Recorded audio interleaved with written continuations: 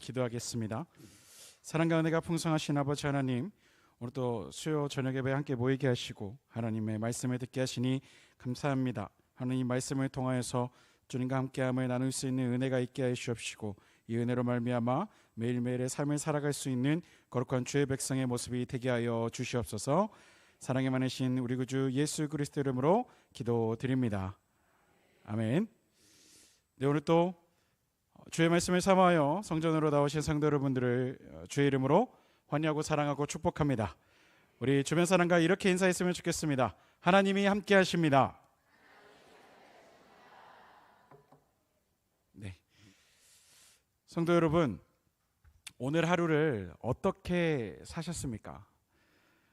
제가 그 모습을 잠깐 생각해 보았는데요. 누군가의 아빠로서, 또 누군가의 남편으로서, 또 누군가의 엄마로서, 누군가의 아내로서, 또는 직장에서는 누군가의 직원으로서, 또 상사로서, 또 학생이 있다면 학생으로서 각각의 자리에서 자신에게 주어진 일들을 감당하고 또 매일 새롭게 만나야 되는 환경 가운데서 그러한 삶을 사시다가 오셨으리라 생각합니다. 이렇게 다양한 삶의 모습에서 모인 우리가 지금 이 예배의 자리에서만큼은 저희가 하나됨의 모습으로 만난 줄로 믿습니다. 그 모습은 바로 무엇이냐?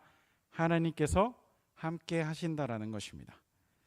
성도 여러분, 우리들은 하나님께서 함께 하시는 그리스도인입니다. 우리는 하나님과 함께하는 그리스도인이고 또한 그 정체성을 통하여서 오늘의 예배의 자리가 또한 말씀을 통해서 우리의 삶이 주님과 함께 동행하게 되는 귀한 발걸음이 있기를 주님의 이름으로 간절히 소망합니다. 네, 그렇다면 오늘 말씀의 제목처럼 그리스도인에게 중요한 것은 무엇일까요? 그것은 하나님과 함께하는 것입니다. 그래서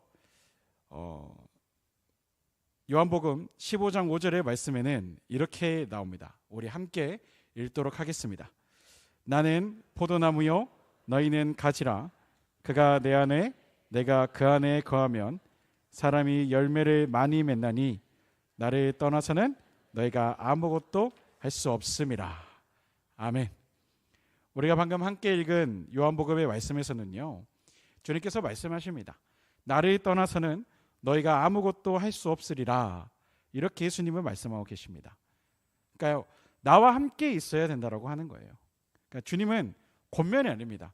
나와 함께 있어 주겠니? 라고 물음표를 던지신 게 아니라 오늘은 함께하고 내일은 잠깐 멀어지는 그러한 선택의 모습이 아니라 매일매일 당신과 함께 해야 한다고 저에게 말씀하고 계시는 것입니다.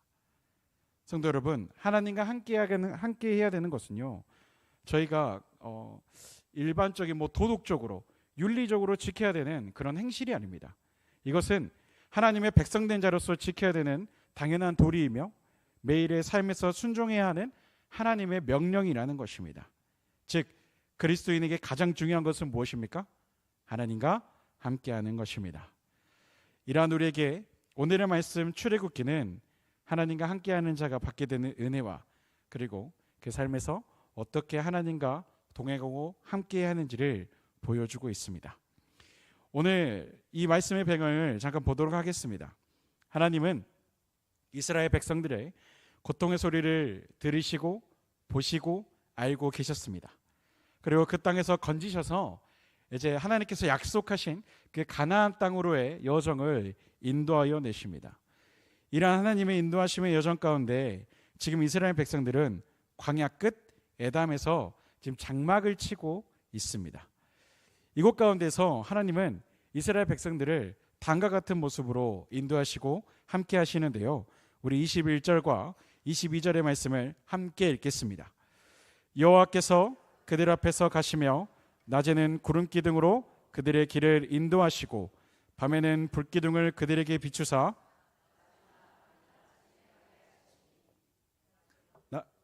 22절입니다. 낮에는 구름 기둥 밤에는 불기둥이 백성 앞에서 떠나지 아니하니라. 아멘. 저희 한국에는 광야가 없습니다. 그렇지요? 그래서 지금 이스라엘 백성들이 겪고 있는 이 환경에 대해서 저희가 몸소 느낄 수 있는 방법은 없습니다. 가지 않는 이상은 없다라는 것이죠. 그런데 짐작은 해볼 수 있습니다. 광야가 어떠한 곳입니까? 먹을 것도 부족하고 물도 턱없이 부족한 곳입니다. 그러나 이것보다 더 걱정해야 되는 것은 바로 날씨입니다. 낮에는 타들어갈 것 같은 지열과 내리쬐는 태양을 감당해야 했고 저녁에는 사무치는 추위를 인내해야 했습니다. 또한 밤이 되면 사나운 짐승들의 습격을 걱정해야 됐을 것입니다. 그런데 여기에 더해 그들은 이스라엘 백성들은요 지금 노예의 신분에서 막 벗어난 상태입니다. 그 복장을 보면 어떻습니까? 그들이 6월절의 한 복장은 허리에 띠를 띠고 발에 신을 신고 손에 지팡이를 잡고 급히 밥을 먹었다라고 나옵니다. 그 모습은 무엇이냐? 이 광야를 준비할, 이 광야를 대비할 그러한 어떠한 시간도 그들에게 주어졌지 않았다라는 것입니다. 그런데 이러한 그들을 하나님은 어떻게 보호하십니까? 낮에는 구름 기둥으로 서늘하게 만드셔서 그 길을 인도하셨고 밤에는 장막을 치고 거할 때에 그곳이 춥지 아니하도록 또한 외부의 위협으로부터 그들을 보호하여 주십니다. 말씀과 같이 밤이나 낮이나 쉬지 않으시고 인도하시고 그 백성 앞에서 22절의 말씀과 같이 결단코 떠나지 않으셨다라는 것입니다. 하나님이 주신 이 불기둥과 구름기둥은 단지 그들의 안전을 보호하는 역할이 아니었습니다. 하나님께서 주신 이 두 기둥은요, 내가 너희와 언제나 함께하겠다라고 하시는 하나님의 메시지였다라는 거예요. 그것을 말씀을 통해서 하나님은 지금 우리에게 보여주고 계시고 이스라엘 백성들에게는 이 두 기둥을 통해서 당신의 함께하심을 친히 보여주셨다라는 것입니다. 이 은혜를 경험한 이스라엘 백성들은 이제 다음 스텝으로 넘어갑니다. 어디로 가느냐? 홍해로 갑니다. 광활한 홍해 앞에 서게 되죠. 끝이 보이지 않는 깊고 먼 바다가 그들이 앞에 놓여 있습니다. 그것을 본 이스라엘 백성들은 하나님과 모세 앞에 이렇게 고백합니다. 저희 10절부터 12절의 말씀인데요, 우리 한 절씩 교독하시고 12절은 합독하겠습니다. 바로가 가까이 올 때에 이스라엘 자손이 눈을 들어 본즉 애국 사람들이 자기들 뒤에 이른지라 이스라엘 자손이 심히 두려워하여 여호와께 부르짖고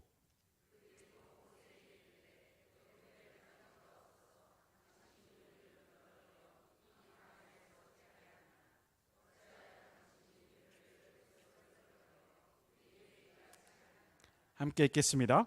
우리가 애굽에서 당신에게 이른 말이 이것이 아니냐 이르기를 우리를 내버려 두라 우리가 애굽 사람을 섬길 것이라 하지 아니하더냐 애굽 사람을 섬기는 것이 광야에서 죽는 것보다 낫겠노라. 하나님의 함께 하심을 경험한 이스라엘 백성들이었습니다. 불기둥과 구름기둥으로 그 광야의 길을 걸어갈 때 하나님은 그들을 인도하셨습니다. 그런데 그들의 입술에서 나오는 것은 무엇이었습니까? 불평과 원망이었습니다. 그런데 이 상황이 앞선 말씀을 보면 이해는 됩니다. 왜냐하면 그들 앞에는 지금 어찌할 수 없는 홍해가 있습니다. 그리고 그 뒤에는 뭐가 쫓아오고 있습니까? 바로의 군대가 쫓아오고 있습니다. 10절에 보면 바로가 가까이 올 때에 이스라엘 자손이 눈을 들어 본즉이라고 나옵니다. 눈을 들어 봤습니다. 그 광활한 광야에서 눈을 들어 봤는데 저기에서 바로의 군대가 오고 있는 것이 보인다라는 것입니다. 아직 가까이 오지 않았음에도 불구하고 그들이 두려움을 느꼈다는 것입니다. 어느 곳으로도 갈 수 없었다라는 상황입니다. 그런데 말씀을 보면 참 아이러니한 것은 그 상황을 하나님께서 만드셨다라는 것입니다. 8절에는 이렇게 나옵니다. 여호와께서 애굽 왕 바로의 마음을 완악하게 하셨으므로 그가 이스라엘 자손의 뒤를 따르니 이스라엘 자손이 담대히 나갔습니다. 하나님께서 바로의 마음을 만지십니다. 그리고 완악하게 만드셨고 하나님은 일부러 그 계획을 이행하셨다라는 것입니다. 그렇다면 하나님께서 이런 상황을 만드신 이유는 무엇이겠습니까? 이유는 딱 하나입니다. 그 상황 가운데서도 내가 너희와 함께함을 너희가 바라보고 있는지 보자. 하나님의 시험이었다라는 것입니다. 이것을 알려주시기 위함이었습니다. 그 상황 가운데서도 나는 여전히 너희와 함께하고 있는데 너희는 나와 함께하고 있는지를 내가 보겠노라. 이것을 하나님은 말씀하신 것입니다. 그러나 이스라엘 백성들은 어떻습니까? 눈을 들어 그들을 본즉 두려움에 휩싸였고 하나님의 함께하심보다는 자신의 생명이라도 보존되었던 애굽의 생활을 그리워하고 있었던 것입니다. 하나님의 함께하심을 보지 못하고 두려워하는 백성에게 모세는 이렇게 말합니다. 13절과 14절의 말씀입니다. 우리 함께 읽습니다. 모세가 백성에게 이르되 너희는 두려워하지 말고 가만히 서서 여호와께서 오늘 너희를 위하여 행하시는 구원을 보라. 너희가 오늘 본 애굽 사람을 영원히 다시 보지 아니하니라. 여호와께서 너희를 위하여 싸우시리니. 아멘. 하나님은 모든 것을 포기하고 원망을 늘어놓고 있는 이스라엘 백성들에게 딱 한마디 하십니다. 가만히 있어 내가 너희의 하나님 됨을 보라. 오늘 말씀에서 이스라엘 백성들은 깨달아야 했습니다. 그들의 삶의 그 광야의 여정에서 가장 중요한 것은 적과 꿀이 아니었습니다. 낮에 구름 기둥과 밤에 불 기둥이 아니고 그리고 후에 들어가게 될 적과 꿀이 흐르는 땅, 가나안 땅이 아니었습니다. 그들에게 가장 중요한 것은 우린 하나님만을 원합니다. 우리는 하나님 없이는 갈 수가 없습니다라는 시선과 행함이 그들에게 필요했다는 것입니다. 그들에게는 하나님의 함께하심을 바라볼 수 있는 시선과 입술의 고백이 필요했다는 것입니다. 이것이 그리스도인의 삶에 가장 중요한 것입니다. 그럼 오늘의 말씀을 우리의 삶에 잠깐 비춰보면 어떻겠습니까? 우리가 말씀을 통해서 보고 듣고 매일과 같이 알고 있는 것은 하나님은 당신의 백성들과 함께 계신다라는 사실입니다. 그런데요, 그러한 우리의 삶에 가장 연약한 부분이 건드려질 때 우리의 마음은 어떻게 됩니까? 그 마음을 드러내지는 못하지만 무너지게 되지 않습니까? 그 상황이 무섭게 되고 그 상황을 못 이겨내고 있는 스스로의 모습을 바라보고 있노라면 좌절하게 되고 마음의 무릎을 꿇게 된다라는 것입니다. 그때에 우리가 그리스도인으로서 우리 스스로에게 그 마음을 다잡을 수 있도록 우리의 신앙을 점검해 보아야 되겠습니다. 나의 신앙은 나의 행동과 외적인 경건으로 이루어지고 있는 것은 아닌지, 진정으로 삶의 모든 결정에 있어서 정말 하나님만 의지하는지, 하나님의 함께하심을 누리고 있는지, 성령의 임재를 느끼면서 그 삶을 살아가고 있는지를 스스로에게 질문해 볼 필요가 있습니다. 성도 여러분, 그리스도인에게 가장 중요한 것은요, 그 환경의 문제가 풀어지는 것이 아닙니다. 환경이 나아지는 것에 있지 않습니다. 그리스도인에게 가장 중요한 것은 그 불기둥과 구름기둥을 만드시고 그것을 주관하셔서 우리를 인도하시는 그 하나님이 우리와 함께하고 계신다라는 것입니다. 이것이 우리의 신앙에서 중심이 되어야 되고 우리의 삶의 가장 존귀한 가치가 되어야 되겠습니다. 그렇다면 마지막으로 하나님과 함께하는 삶을 살아가기 위해서는 어떠한 모습이 있어야 하는가입니다. 결론부터 말씀드리면 바로 기도의 변화입니다. 이 기도의 변화가 무슨 말이냐면요, 오늘 이스라엘 백성들은 자신들의 목숨이 위태로워질 때 어떻게 고백합니까? 심히 두려워하여 여호와께 부르짖고 원망했습니다. 이 고백을 통해서 그들은 여전히 하나님이 자신들과 함께 하심을 느끼지 못했다라는 것을 알 수가 있습니다. 만약 이스라엘 백성들이 하나님께서 자신들을 지키시고 보호하시고 함께 하심을 그 삶에서 느꼈다라면 애굽의 군대가 뒤에 올지라도, 홍해가 자신들의 앞을 가로막을지라도 그 안에서 평안으로 있었을 것입니다. 그러하기에 우리의 삶에서도 이스라엘 백성들과 같은 잘못된 모습이 반복되어져서는 안 됩니다. 그러하기에 우리의 기도가 변화가 있어야 됩니다. 그럼 이 기도의 변화는 무엇이냐? 이 고백의 형태, 이 고백의 소리가 변화되어져야 된다는 것입니다. 저희가 기도할 때에 자녀를 위해서 기도하지 않습니까? 또 건강을 위해서 기도도 하고 앞으로의 미래를 위해서도 기도하고 준비하고 계획하는 모든 것이 하나님 안에서 이루어질 수 있도록 기도합니다. 또한 문제가 없어지기를 기도도 하고요. 지금보다 더 나은 환경이 되기를 기도합니다.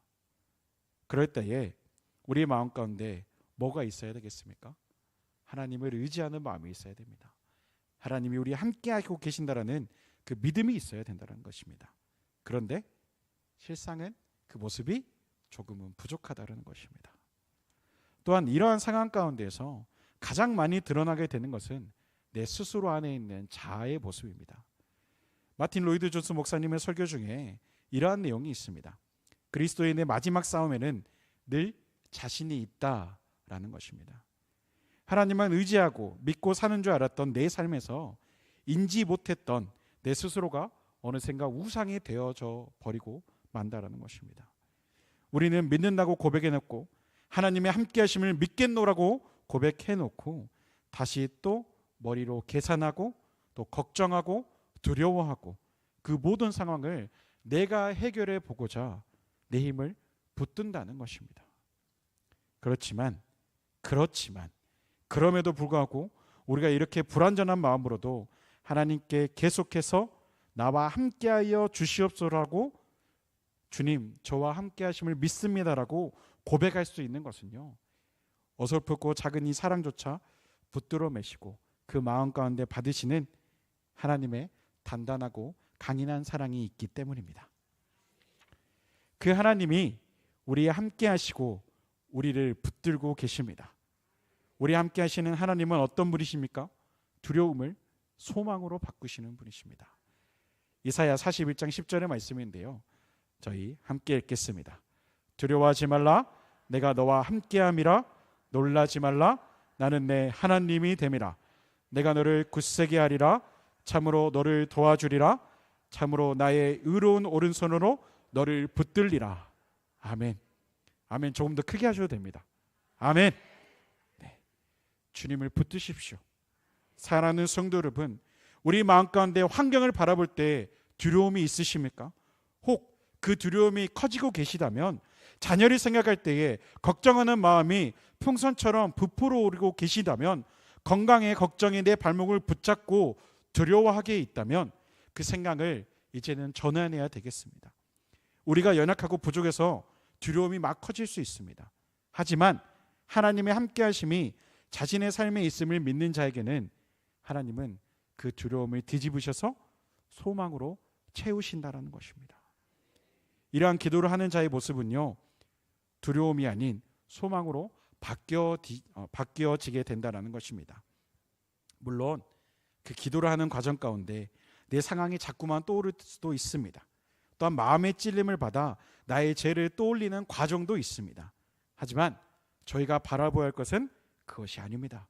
환경이 아니고 그것이 요점이 되는 것은 아닙니다.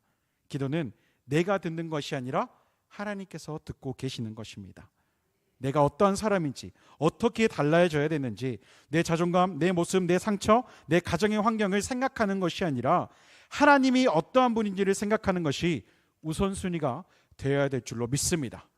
그러기에 사랑하는 성도 여러분, 하나님은 이 자리에 모인 우리와 함께하고 계십니다. 누구에게는 기쁨으로, 누구에게는 위로로, 누구에게는 든든함으로 하나님은 여전히 함께하고 계십니다. 그러기에 우리 성도 여러분들의 기도의 소리가 이제는 두려움에서 소망으로 바꾸기를 주님의 이름으로 간절히 축복합니다. 말씀을 마치겠습니다. 성도 여러분, 그리스도인에게 가장 중요한 것은 무엇입니까? 하나님께서 함께 하신다라는 것입니다. 이제 우리의 문제에서 고개를 들어 함께 하시는 하나님을 바라봅시다. 그 기도의 고백이 더 이상 두려움 가운데서 고백되어지지 않기를 소망합니다. 고통으로 울부짖는 기도가 되지 않아서 그 모든 것을 소망과 희망으로 바꾸시는 하나님을 바라볼 때 하나님은 우리의 눈물을 기쁨과 환호로 변화시켜 주실 것입니다. 오늘의 말씀을 잘 기억하셔서 한 주간을 살아가실 때 주님과 함께 동행하시는 은혜가 있기를 주님으로 간절히 소망합니다. 기도하겠습니다. 사랑과 은혜가 풍성하신 아버지 하나님, 오늘 말씀을 통하여서 우리에게 들려주셨습니다. 하나님, 그리스도인에게 가장 중요한 것은 환경을 바라보는 것이 아니라, 환경이 나아지는 것이 아니라 그 환경을 이끄시고 그보다 더 크신 하나님의 함께하심을 바라보아야 된다라는 것이었습니다. 주님 이 말씀을 붙들고 살아가는 우리 산도교회 성도들의 삶의 모습이 되게 하여 주옵시고 언제나 주의 손을 붙들고 주의 발걸음을 따라갈 수 있는 믿음의 여정을 주님께서 허락하시고 인도하여 주시옵소서. 사랑이 많으신 우리 구주 예수 그리스도 이름으로 간절히 기도드립니다. 아멘.